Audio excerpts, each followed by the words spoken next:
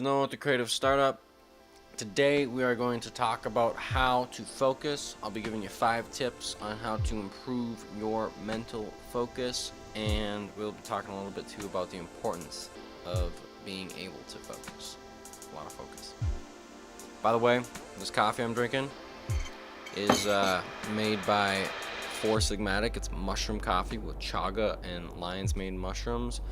It's a cognitive enhancer. So what it does, it actually helps you focus better. It helps you zero in on things a little bit better. And I just figured I'd throw a little bone to them. I'm not getting any money or anything, but it's great stuff. So speaking of improving your focus, that is a great way. These mushroom coffees are just killer, and they taste good. So read out of this book by Seneca on the shortness of life. Seneca was an old Roman philosopher and trader, very successful guy in the ancient Roman Empire, and just full of wisdom. So here's what he got to say. Finally, everybody agrees that no one pursuit can be successfully followed by a man who is busied with many things. Eloquence cannot, nor the liberal studies, since the mind, when its interests are divided, takes in nothing very deeply, but rejects everything that is, as it were, crammed into it. There is nothing a busy man is less busied with than living. I'm going to read that again. At least part of it. Eloquence cannot, nor the liberal studies, since the mind, when its interests are divided, takes in nothing very deeply.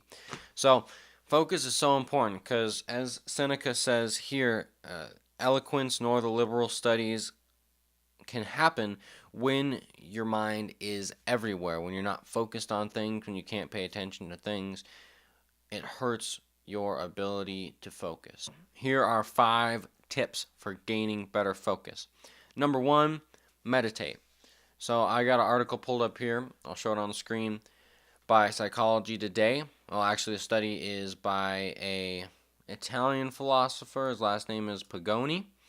But the study says here, basically what he did is he took a group of people who meditate regularly, and then a group of people of the same age and education level who don't meditate regularly, and here is what they found.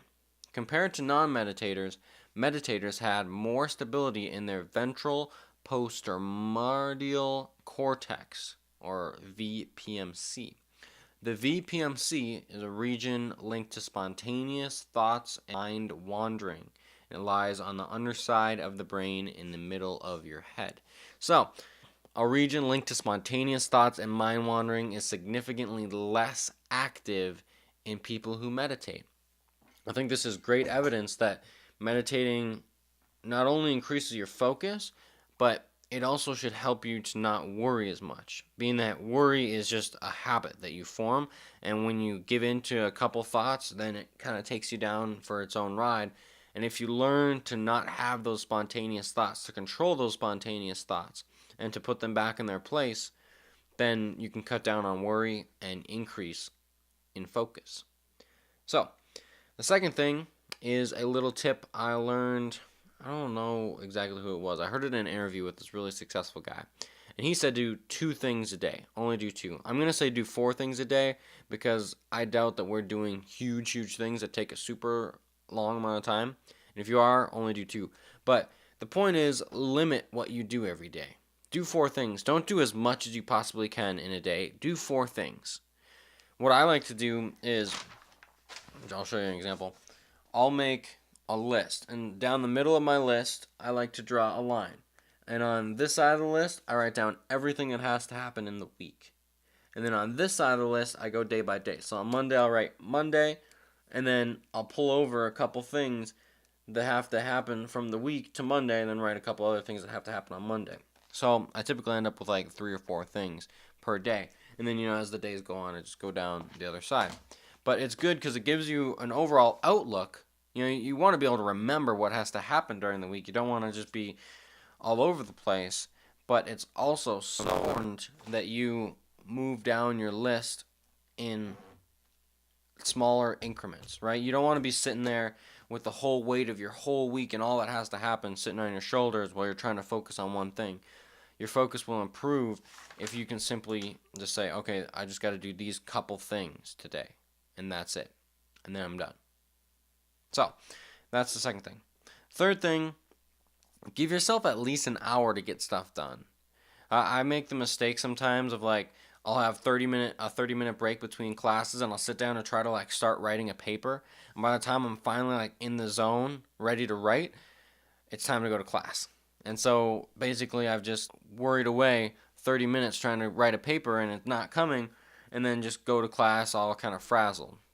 Honestly, in those moments, I would be a lot better off sitting down, watching YouTube for a half hour, relaxing a little bit, maybe having a snack, and then going to class, relaxed and ready to learn, and then trying to write my paper at night or in the evening when I have time. Giving myself an hour or 2 hours or whatever it might take to get deep into the work. So, yeah, don't try to chop up your tasks into a bunch of little bits that you can fit in between things. And I know sometimes it seems necessary to do in life, and sometimes it is, but if it's something you care about, if something you really want to do good work on, give yourself not just a lot of time, but a lot of time at once. Give yourself 4 hours to do it. Honestly, your work it'll get better. Fourth thing, work out and eat better. So, I'm going to read another study here I got pulled up. This was actually a study done on children, but a couple articles I've read about it say that the comparison can be made between children and adults. The brain function is quite similar in a lot of areas. What this study did, it says here, evidence suggests that physical activity is positively related to several aspects of cognitive functioning in children, among which is selective attention. So what they did is they took a group of boys and girls and had one part of them do 90 minutes of schoolwork, another part of them do that same amount of schoolwork but take a 20-minute break in the middle, and then the last group did the same amount of schoolwork but did two 20-minute breaks.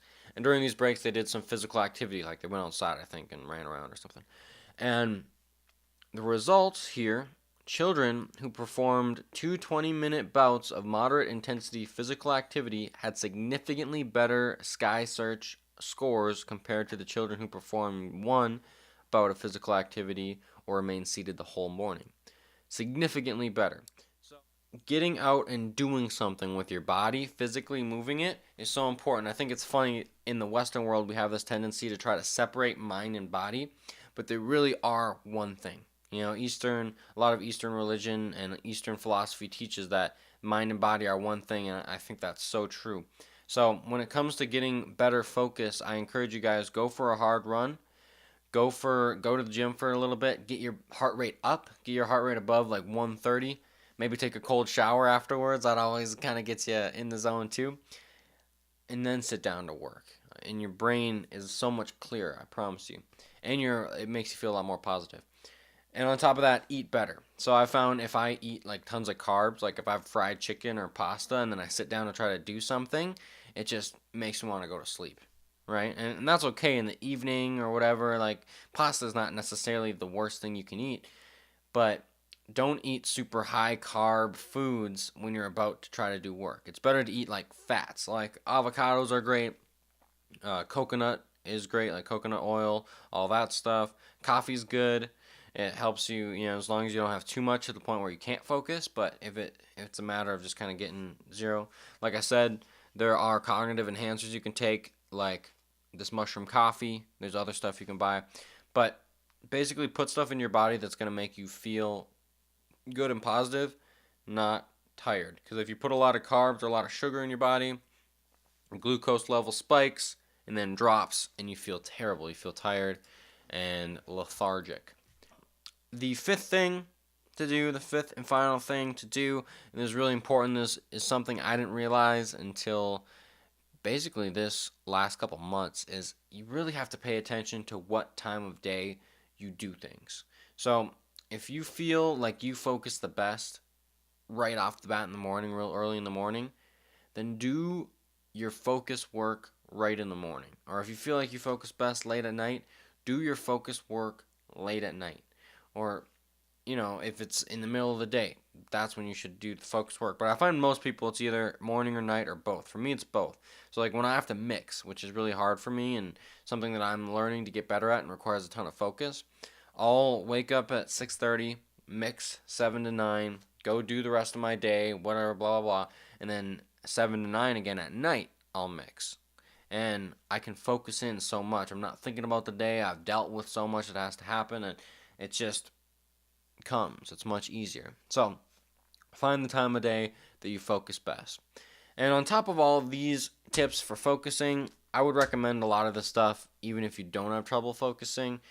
For instance, meditating has several other benefits. Like I said, it helps you with worry, it helps you with controlling your thoughts. The fourth thing here, work out and eat better. There's so much behind that will help you be a better artist, because I think a lot of artists, a lot of creative people especially, fall victim to depression. It comes by being a little bit insular and being a little bit removed, and sometimes that's an important quality of being an artist, so I don't want to like bash that. But there's so much evidence that exercise, physical exercise, at least helps depression. I'm not going to say it cures it. I'm going to say that if you're depressed, it's just because you don't work out. But there's tons and tons of evidence that says it helps. And it helps with a lot of chronic diseases as well. So I encourage you guys in that. Pay attention to time of day. Again, even if it's not for focusing, just pay attention to how you feel at different parts of the day so you don't feel super bummed out when you're super tired at noon. Say, no, I usually am tired at noon. And then decide, oh, is that a problem? Yes? Okay, what am I eating for lunch? Oh, I'm eating carb foods. I should probably not do that. That's probably what's making me sleepy. Or you say, no, that's not a problem. I'll just take a nap at noon and then get up and go do the rest of my day. Whichever you choose, but being in tune is going to help you so much. I hope that's helpful for you guys. I hope you get something out of this video. Took some good time to make it. Got some good research in here, so I hope this makes sense to you guys. Take care this week. Click subscribe if you will.